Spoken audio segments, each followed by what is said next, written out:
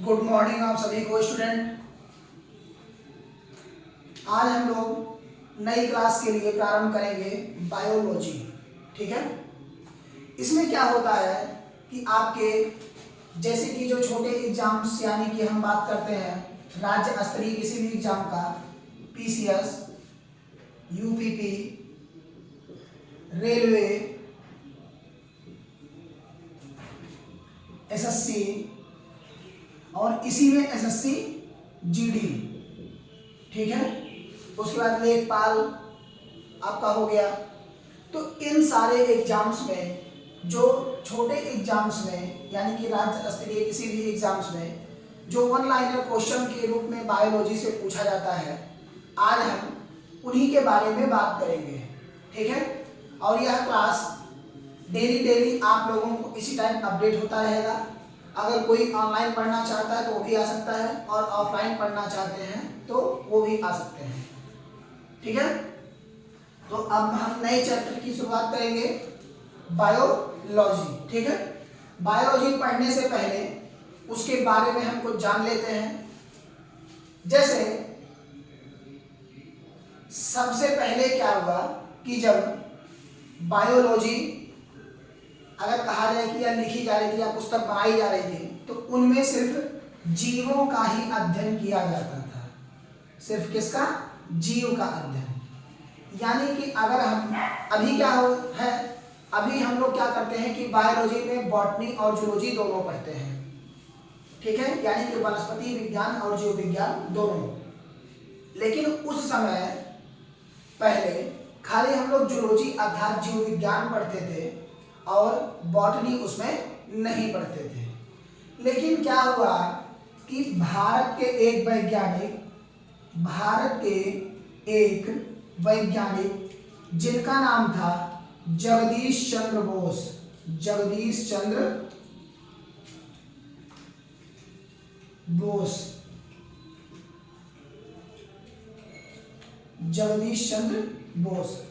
इन्हीं जगदीश चंद्र बोस ने पेड़ों को सबसे पहले क्रिस्को मशीन द्वारा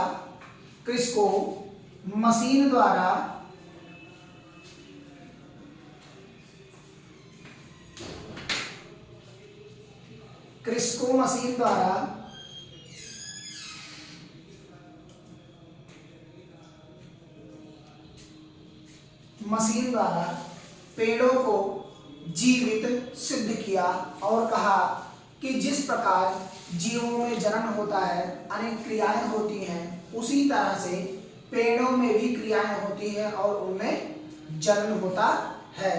और पेड़ों को भी इन्होंने जीवित सिद्ध किया। तब से बायोलॉजी के अंतर्गत पेड़ों और पौधों को भी रखा गया। ठीक है, जिन्हें हम लोग बॉटनी के रूप में पढ़ते हैं। ठीक है, तो अगर इनके हम क्लासिफिकेशन अर्थात बंटवारा की बात करते हैं तो इन्हें हम दो प्रकार से बांटते हैं। जैसा कि पहले बायोलॉजी, ठीक है,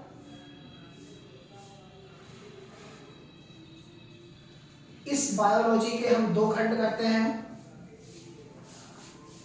पहला है, उसका नाम है जीव विज्ञान, जिसे जूलॉजी कहा जाता है। ठीक है, और दूसरा है वनस्पति विज्ञान, जिन्हें कहा जाता है बॉटनी।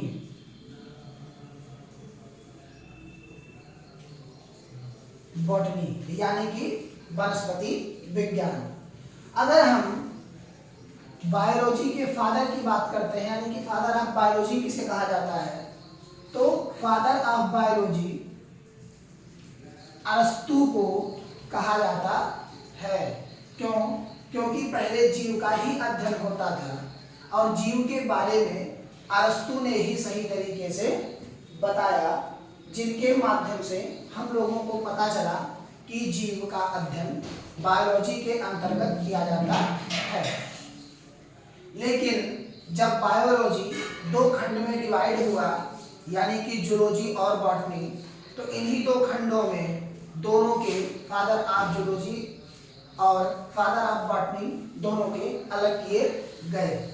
तो जो आपके फादर ऑफ जूलॉजी हैं, यानी कि जीव विज्ञान, उन्हें अरस्तु को ही कहा जाता है, अरस्तु को ही कहा जाता है। लेकिन अगर हम फादर ऑफ बॉटनी की बात करते हैं तो फादर ऑफ बॉटनी थियोफ्रेस्टस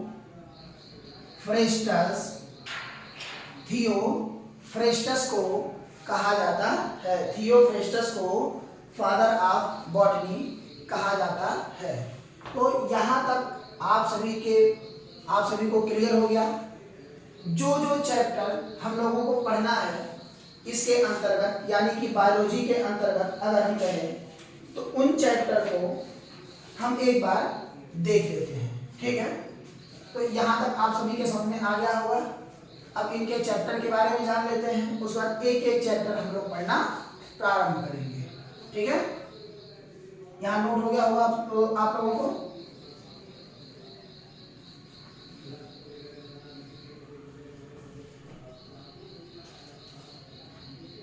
जैसे इसमें पहला चैप्टर है आपका बायोलॉजी में, वो है सेल अर्थात कोशिका,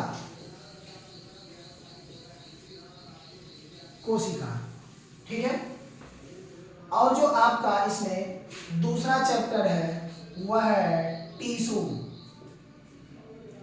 अर्थात ऊतक, टिश्यू अर्थात ऊतक। उसके बाद जो इसमें तीसरा चैप्टर है वह है कंकाल तंत्र, कंकाल तंत्र, ठीक है। उसके बाद इसी कंकाल तंत्र के बाद चौथा जो है वह है पेशीय तंत्र, पेशीय तंत्र, ठीक है। और पांचवा जो आपका चैप्टर है वो है पाचन तंत्र, पाचन तंत्र। और छठवां जो है वह है आपका परिसंचरण तंत्र, परिसंचरण तंत्र, ठीक है। इनमें हम कोशिका के बारे में पढ़ेंगे, उसके बारे में जानेंगे। कोशिका को सबसे पहले किसने देखा, किसने इसका अध्ययन किया, या उसके अध्ययन को क्या कहा जाता है। जीवित कोशिका के बारे में किसने पता लगाया, मरी हुई कोशिका के बारे में किसने पता लगाया, और उस कोशिका के विभाजन का नियम किसने दिया। इन सारी चीज़ों के बारे में हम लोग कोशिका में पढ़ेंगे, और उसी के अंतर्गत हम टिश्यू भी पढ़ेंगे। यानी कि कोशिका से टिश्यू, टिश्यू से अंग, और अंग से पूरे शरीर का निर्माण होता है, जो बन करके पूरे तरीके से तैयार होता है।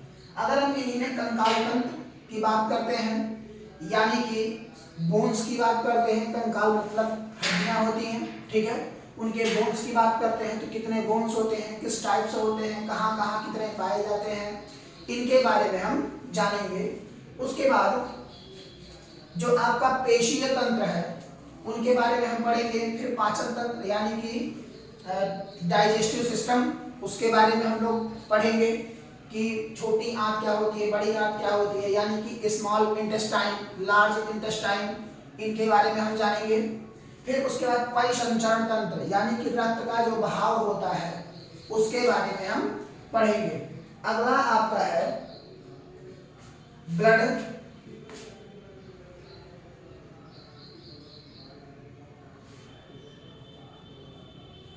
ब्लड, ठीक है। अब इसी ब्लड में ही हम इसमें अगर कितने प्रकार के होते हैं, कैसे होते हैं, ठीक है, इनके बारे में। उसके बाद उसी के जस्ट बाद हम लोग पढ़ेंगे ब्लड ग्रुप, ब्लड ग्रुप आपने सुना होगा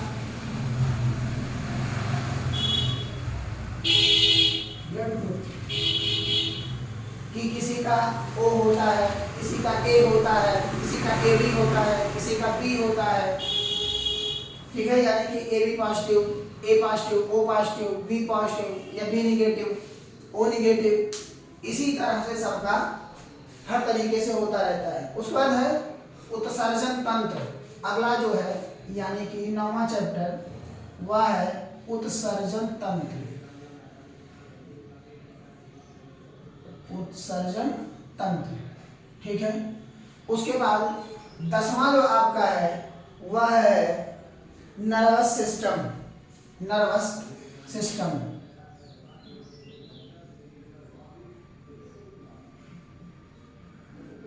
ठीक है। 11वां जो है वह है रिप्रोडक्शन सिस्टम।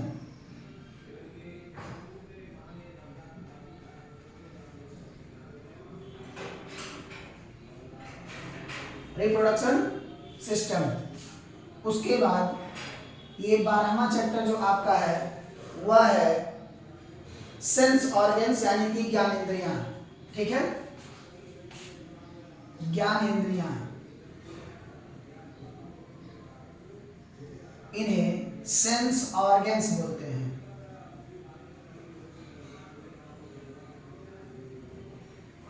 सेंस ऑर्गन्स, ठीक है। उसके बाद 13 नंबर जो आपका है वह है ग्लैंड, ठीक है, यानी कि ग्रंथि, ग्लैंड।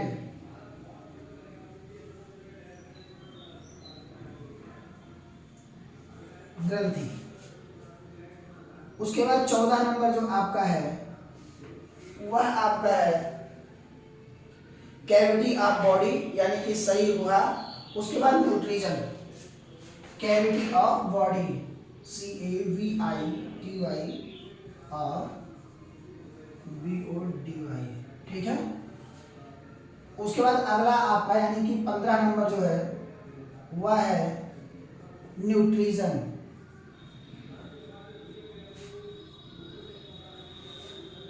ठीक है।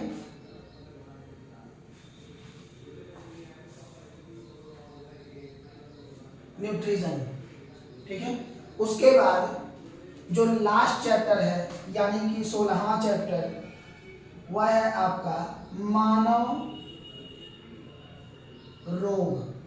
मानव रोग यानी कि किस किस तरह का रोग कैसे कैसे होता है, कहाँ से होता है और कैसे पाया जाता है, ठीक है। तो इनके बारे में हम लोगों को पढ़ना है। यानी कि पहला है सेल अर्थात कोशिका, दूसरा टिश्यू, उसके बाद कंकाल तंत्र, पेशीय तंत्र, पाचन तंत्र, परिसंचरण तंत्र, ब्लड, उसके बाद ब्लड ग्रुप, ठीक है। उत्सर्जन तंत्र, नर्वस सिस्टम, रिप्रोडक्शन सिस्टम, ज्ञानेंद्रिय यानी कि sense organs, gland, cavity of body, nutrition और मानव रोग। तो आज हम लोग पहला चैप्टर स्टार्ट करेंगे, वो है सेल अर्थात कोशिका, ठीक है। यहाँ तक आप सभी के समझ में आ गया होगा। अब इसके आगे हम लोग पढ़ना प्रारंभ करते हैं।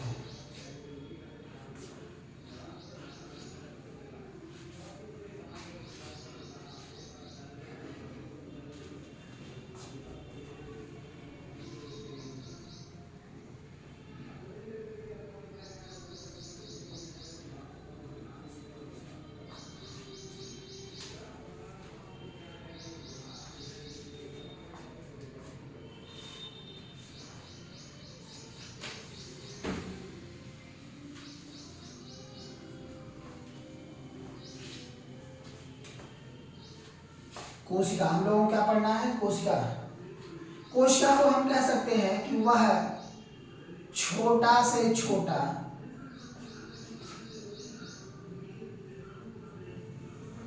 अंग जो हर कार्य करने में सक्षम हो, हर कार्य करने में सक्षम हो, उसे हम क्या कहते हैं? कोशिका। कोशिका के ही अध्ययन को साइटोलॉजी कहा जाता है। साइटोलॉजी यानी कि साइटोलॉजी के अंतर्गत हम कोशिका का अध्ययन करते हैं। सबसे पहले कोशिका रॉबर्ट हुक नामक वैज्ञानिक ने हुक नामक वैज्ञानिक ने इसकी खोज की। लेकिन जिस कोशिका की इन्होंने खोज की वह जीवित कोशिका नहीं थी, यह जीवित कोशिका नहीं थी और इन्होंने इसकी खोज पेड़ में किया। ठीक है, पेड़ में इन्होंने देखा कि पेड़ की जो संरचनाएं हैं कुछ इस तरह से ऐसे बॉक्स टाइप की बनी हुई होती हैं, जिनके बारे में इन्होंने बताया और कहा कि यह एक ऐसी कोशिका है जिनके द्वारा पूरे शरीर का हम कहें निर्माण होता है। जैसे कि पहले कोशिका से ऊतक, ऊतक से अंग और अंग से पूरे शरीर का निर्माण होता है, पूरे शरीर का निर्माण होता है। ठीक है, यानी कि पूरा शरीर बन करके हमारा तैयार होता है, जिनसे हम किसी भी कार्य को करने में सक्षम होते हैं।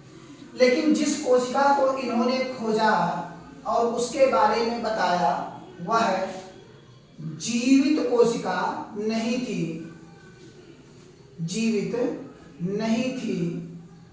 इन्होंने मरी हुई कोशिका की खोज की। इन्होंने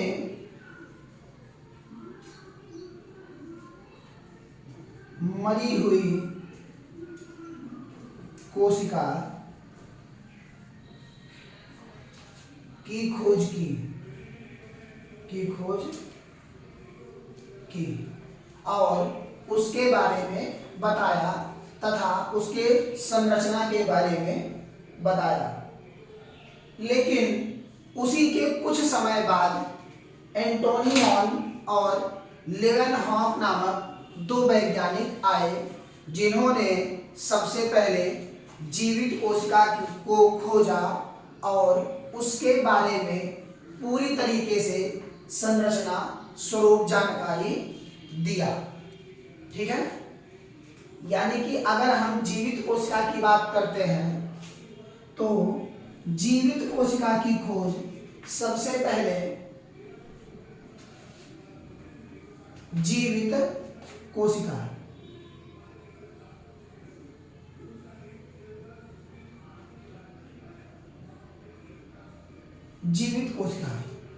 जीवित कोशिका की खोज एंटोनी मॉन और लेवेनहॉफ नामक दो वैज्ञानिकों ने किया।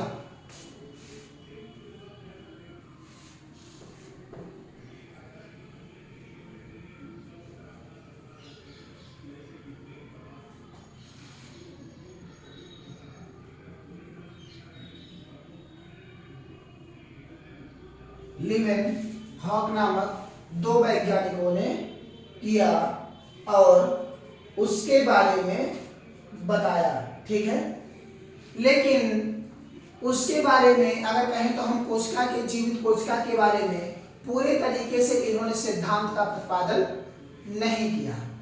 इन्हीं के कारण इन्हें सिर्फ खोजकर्ता के रूप में माना जाता है। यानी कि जीवित कोशिका की खोज की अगर हम बात करते हैं तो एंटोनी मॉन और लेवेनहॉफ नामक दो वैज्ञानिकों ने किया। लेकिन अगर इनके प्रिंसिपल अर्थात सिद्धांत की अगर हम बात करते हैं तो इनके सिद्धांत का प्रतिपादन एंटोनी मॉन और लेवेनहॉफ नामक वैज्ञानिक ने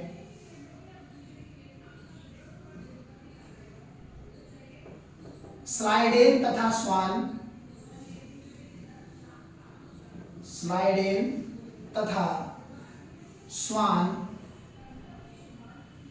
नामक दो वैज्ञानिकों ने इसकी संरचना के बारे में यानी कि सिद्धांत दिया और कहा कि पहले, अभी मैंने बताया कि पहले कोशिका होती है, कोशिका से ऊतक बनता है, ऊतक से अंग बनते हैं और उस अंग से पूरे शरीर का निर्माण होता है जिनसे किसी भी कार्य को करने में हम लोग सक्षम होते हैं। तो यहाँ तक आप सभी के समझ में आ गया होगा। यहाँ तक कोई दिक्कत किसी को अगर होगी तो आप लोग जरूर बता दीजिएगा, ठीक है। अब इसके आगे हम लोग चलते हैं, ठीक है। अगर हम इन्हीं में बड़ी और छोटी कोशिका की बात करते हैं, जैसे जानवरों में या मनुष्यों में, ठीक है, आंतरिक या बाह्य के रूप में, तो उनमें हम पाते हैं कि सबसे बड़ी कोशिका की अगर हम बात करते हैं और वो भी जंतुओं में, तो वह सबसे बड़ी कोशिका शुतुरमुर्ग के अंडे की होती है। सबसे बड़ी कोशिका शुतुरमुर्ग के अंडे की होती है, जो कि 170x135 mm की होती है, ठीक है। 170x135 mm होती है, ठीक है। तो इनके बारे में हम जान लेते हैं। यहां तक आप सभी के समझ में आ गया होगा।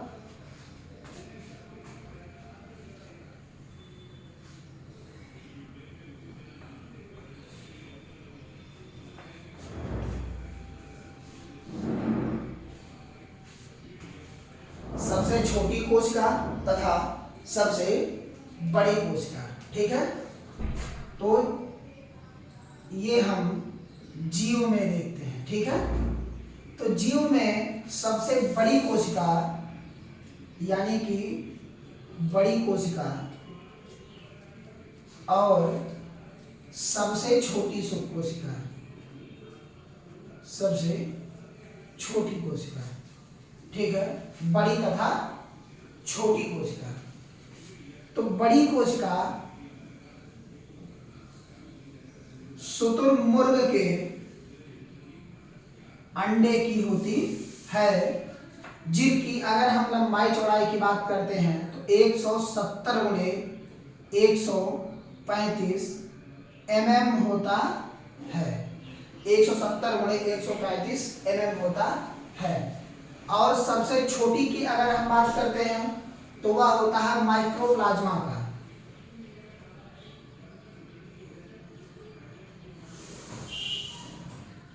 माइक्रोप्लाज्मा,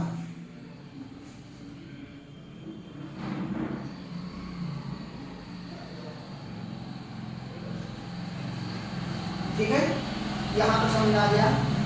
उसके बाद अगर हम मानव की बात करते हैं कि उनमें सबसे बड़ी और उनमें सबसे छोटी, तो मानव में सबसे बड़ा जो होता है वो ओवम होता है, जो कि ये लड़कियों में पाया जाता है, यानी कि औरतों में पाया जाता है, ठीक है। और मानव में सबसे छोटी की अगर हम बात करते हैं तो वह पुरुषों का स्पर्म होता है। पुरुषों का स्पर्म होता है, जिसे हम शुक्राणु के रूप में जानते हैं, ठीक है। तो हम इनके बारे में देख लेते हैं। यहां समझ में आ गया होगा। अगर हम मानव की बात करते हैं,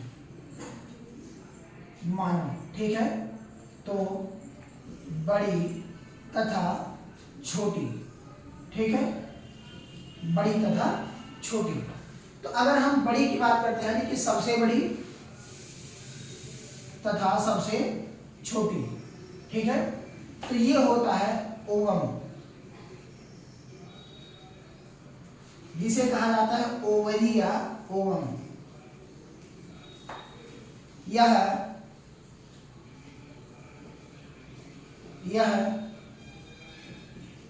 महिलाओं में होता है, महिलाओं में होता है। लेकिन अगर हम यही सबसे छोटी की बात करते हैं, सबसे छोटी, तो वह पुरुषों में होता है, जिसे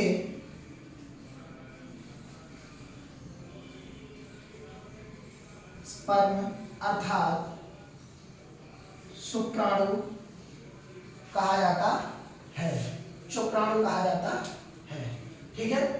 तो ये आपको क्लियर हुआ।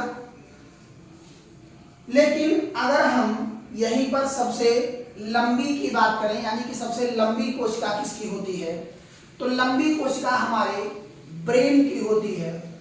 लेकिन ब्रेन में क्या है कि इसमें सेल डिवीजन नहीं होता। जब तक हम लोग पैदा नहीं हुए होते हैं तब तक क्या होता है कि इनमें सेल डिवीजन होता है, लेकिन पैदा होने के बाद फिर उसके बाद इसमें सेल डिवीजन नहीं होता। ठीक है, तो सबसे लंबी की अगर हम बात करेंगे तो सबसे लंबी कोशिका, सबसे लंबी कोशिका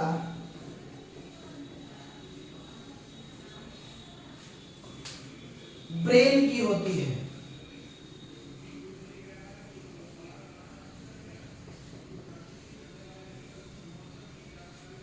ब्रेन की होती है। तो यहां तक आप सभी के समझ में आया। ठीक है, अब इसके बाद हम लोग आगे की क्लास में जैसे कि कोशिका विभाजन या पुनर्निर्माण, ठीक है, उसके बाद साइटोप्लाज्म यानी कि कोशिका झिल्ली जो होती है उनके अंदर क्या क्या पाई जाती है, जैसे mitochondria, Golgi body, vacuoles, lysosome, centrosome, ठीक है, न्यूक्लियस, इन सारे के बारे में हम लोग पढ़ेंगे। उसके बाद एक एक करते हुए हम लोग पढ़ते हुए चलेंगे। और आप सभी लोग हमारे चैनल से जरूर जुड़ें और सब्सक्राइब करें ऐसे ही क्लास के लिए जो वनडे एग्जाम के लिए आपकी किसी भी तैयारी के लिए पावरफुल है। Thank you.